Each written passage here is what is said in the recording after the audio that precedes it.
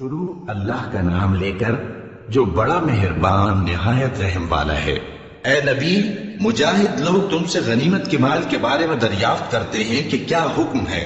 کہہ دو کہ غنیمت اللہ اور اس کے رسول کا مال ہے، تو اللہ سے ڈرو اور آپس میں صلح رکھو، اور اگر ایمان رکھتے ہو تو اللہ اور اس کے رسول کے حکم پر چلو۔ مومن تو وہ ہیں کہ جب اللہ کا ذکر کیا جاتا ہے تو ان کے دل ڈر جاتے ہیں، اور جب انہیں اس کی آیتیں پڑھ کر سنائی جاتی ہیں تو ان کا ایمان اور بڑھ جاتا ہے، اور وہ اپنے پروردگار پر بھروسہ رکھتے ہیں، اور وہ جو نماز قائم کرتے ہیں اور جو مال ہم نے ان کو دیا ہے اس میں سے نیک کاموں میں خرچ کرتے ہیں، یہی سچے مومن ہیں، اور ان کے لیے ان کے پروردگار کے ہاں بڑے بڑے درجے ہیں اور بخشش اور عزت کی روزی ہے۔ ان لوگوں کو اپنے گھروں سے اسی طرح نکلنا چاہیے تھا جس طرح تمہارے پروردگار نے تم کو تدبیر کے ساتھ اپنے گھر سے نکالا، اور اس وقت مومنوں کی ایک جماعت ناخوش تھی۔ وہ لوگ حق بات میں اس کے ظاہر ہونے کے بعد تم سے جھگڑنے لگے، گویا موت کی طرف ہانکے جاتے ہیں اور اسے دیکھ رہے ہیں۔ اور اس وقت کو یاد کرو جب اللہ تم سے وعدہ کرتا تھا کہ ابو سفیان اور ابو جہل کے 2 گروہوں میں سے ایک گروہ تمہارے لیے مغلوب ہو جائے گا، اور تم چاہتے تھے کہ جو قافلہ بے شان و شوکت یعنی بے ہتھیار ہے وہ تمہارے ہاتھ آ جائے، اور اللہ چاہتا تھا کہ اپنے فرمان سے حق کو قائم رکھے اور کافروں کی جڑ کاٹ دے، تاکہ سچ کو سچ اور جھوٹ کو جھوٹ کر دے، گو مشرک ناخوش ہی ہوں۔ جب تم لوگ اپنے پروردگار سے فریاد کرتے تھے تو اس نے تمہاری دعا قبول کر لی اور فرمایا کہ تسلی رکھو، ہم 1000 فرشتوں سے جو ایک دوسرے کے پیچھے آتے جائیں گے تمہاری مدد کریں گے۔ اور اس مدد کو اللہ نے محض بشارت بنایا تھا کہ تمہارے دل اس سے اطمینان حاصل کرے، اور مدد تو اللہ ہی کی طرف سے ہے، بے شک اللہ غالب ہے، حکمت والا ہے۔ جب اس نے تمہاری تسکین کے لیے اپنی طرف سے تمہیں نیند کی چادر اڑا دی اور تم پر آسمان سے پانی برسا دیا تاکہ تم کو اس سے نہلا کر پاک کر دے اور شیطانی نجاست کو تم سے دور کر دے، اور اس لیے بھی کہ تمہارے دلوں کو مضبوط کر دے اور اس سے تمہارے پاؤں جمائے رکھے۔ جب تمہارا پروردگار فرشتوں کو ارشاد فرماتا تھا کہ میں تمہارے ساتھ ہوں، تم مومنوں کو تسلی دو کہ ثابت قدم رہیں، میں ابھی کافروں کے دلوں میں رعب و ہیبت ڈالے دیتا ہوں، سو ان کی گردنیں اڑا دو اور ان کی پور پور توڑ دو۔ یہ سزا اس لیے دی گئی کہ انہوں نے اللہ اور اس کے رسول کی مخالفت کی، اور جو شخص اللہ اور اس کے رسول کی مخالفت کرتا ہے تو اللہ بھی سخت عذاب دینے والا ہے۔ یہ مزہ تو یہاں چکھو، اور یہ سمجھ لو کہ کافروں کے لیے آخرت میں دوزخ کا عذاب بھی تیار ہے۔ اے اہل ایمان، جب میدان جنگ میں کفار سے تمہارا مقابلہ ہو تو ان سے پیٹھ نہ پھیرنا، اور جو شخص جنگ کے روز اس صورت کے سوا کہ لڑائی کے لیے کنارے کنارے چلے یعنی حکمت عملی سے دشمن کو مارے یا اپنی فوج میں جا ملنا چاہے، ان سے پیٹھ پھیرے گا تو سمجھو کہ وہ اللہ کے غضب میں گرفتار ہو گیا، اور اس کا ٹھکانہ دوزخ ہے، اور وہ بہت ہی بری جگہ ہے۔ بس تم لوگوں نے ان کفار کو قتل نہیں کیا بلکہ اللہ نے انہیں قتل کیا، اور اے نبی، جس وقت تم نے کنکریاں پھینکی تھیں تو وہ تم نے نہیں پھینکی تھی بلکہ اللہ نے پھینکی تھی۔ اس سے غرض یہ تھی کہ مومنوں کو اپنے احسانوں سے اچھی طرح آزما لے، بے شک اللہ سنتا ہے، جانتا ہے۔ ہوا بھی یوں ہی، اور کچھ شک نہیں کہ اللہ کافروں کی تدبیر کو کمزور کر دینے والا ہے۔ کافروں، اگر تم فیصلہ چاہتے ہو تو تمہارے پاس فیصلہ آ چکا، اگر تم اپنے افعال سے باز آ جاؤ تو تمہارے حق میں بہتر ہے، اور اگر پھر نافرمانی کرو گے تو ہم بھی پھر تمہیں عذاب کریں گے، اور تمہاری جماعت خواہ کتنی ہی بڑی ہو تمہارے کچھ بھی کام نہ آئے گی، اور اللہ تو مومنوں کے ساتھ ہے۔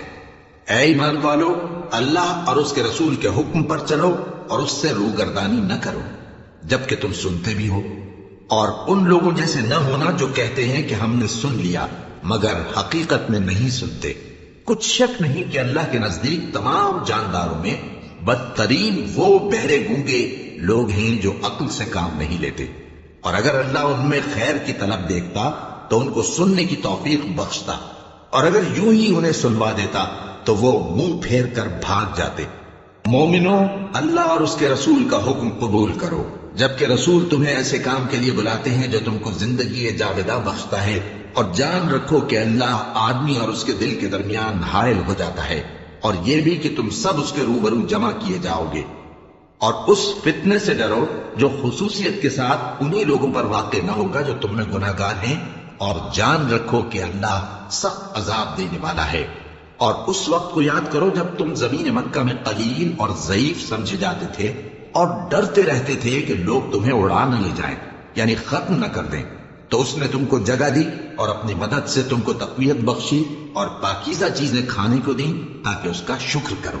اے ایمان والو، نہ تو اللہ اور رسول سے خیانت کرو اور نہ اپنی امانتوں میں خیانت کرو، اور تم ان باتوں کو جانتے ہو، اور جان رکھو کہ تمہارا مال اور اولاد بڑی آزمائش ہے، اور یہ کہ اللہ کے پاس نیکیوں کا بڑا ثواب ہے۔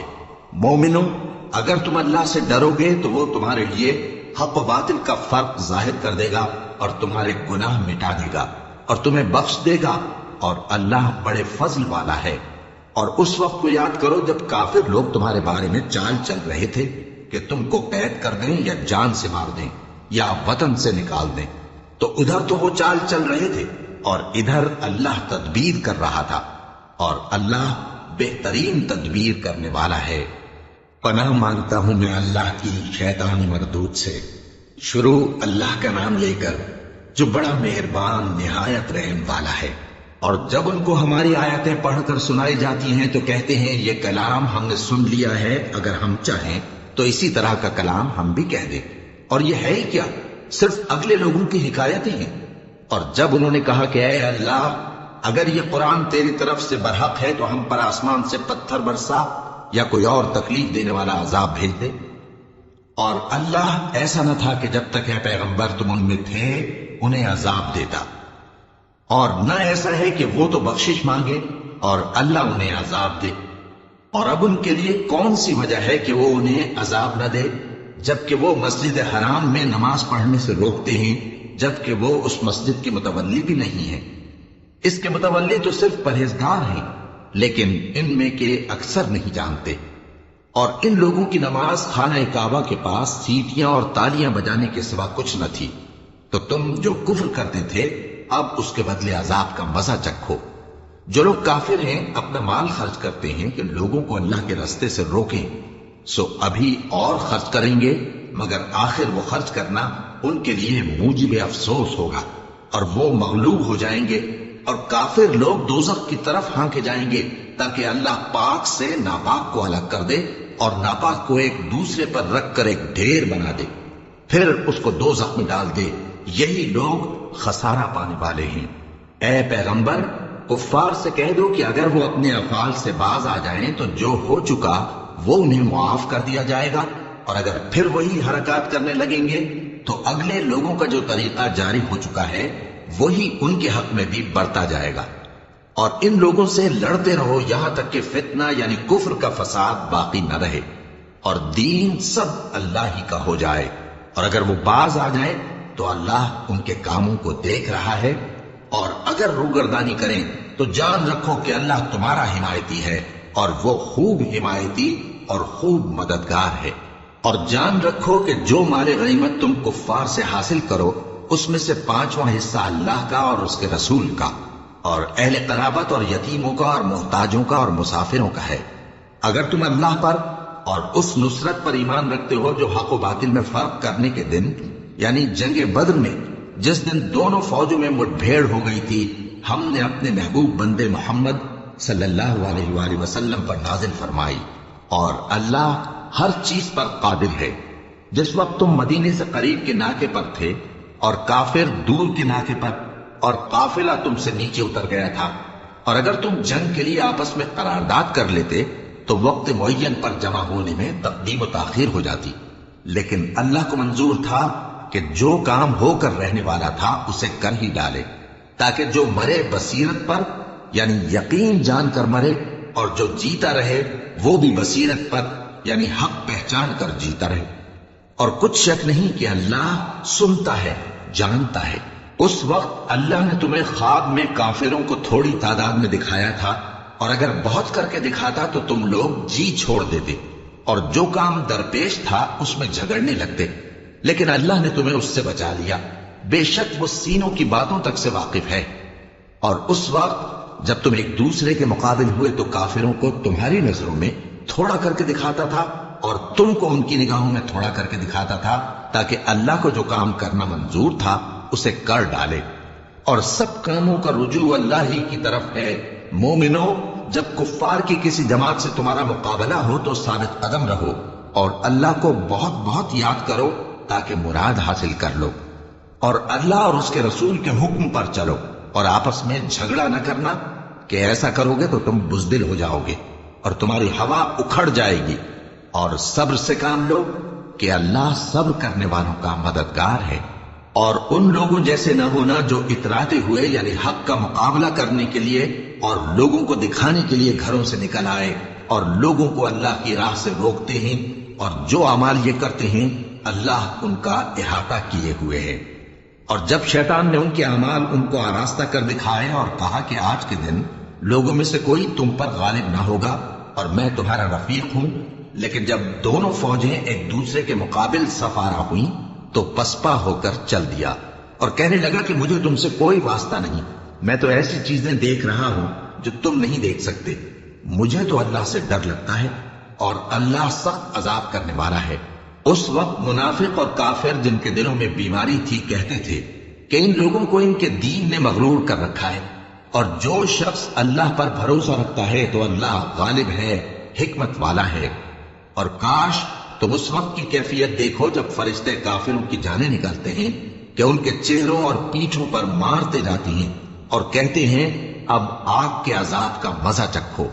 یہ ان اعمال کی سزا ہے جو تمہارے ہاتھوں نے آگے بھیجی ہیں، اور یہ جان رکھو کہ اللہ بندوں پر ظلم نہیں کرتا۔ جیسا حال فرعونیوں اور ان سے پہلے لوگوں کا ہوا تھا ویسا ہی ان کا ہوا کہ انہوں نے اللہ کی آیتوں سے کفر کیا تو اللہ نے ان کے گناہوں کی سزا میں ان کو پکڑ لیا۔ بے شک اللہ زبردست ہے، سخت عذاب دینے والا ہے۔ یہ اس لیے کہ جو نعمت اللہ کسی قوم کو دیا کرتا ہے جب تک وہ خود اپنے دلوں کی حالت نہ بدل ڈالیں اللہ اسے نہیں بدلا کرتا، اور اس لیے کہ اللہ سنتا جانتا ہے۔ جیسا حال فرعونیوں اور ان سے پہلے لوگوں کا ہوا تھا ویسا ہی ان کا ہوا۔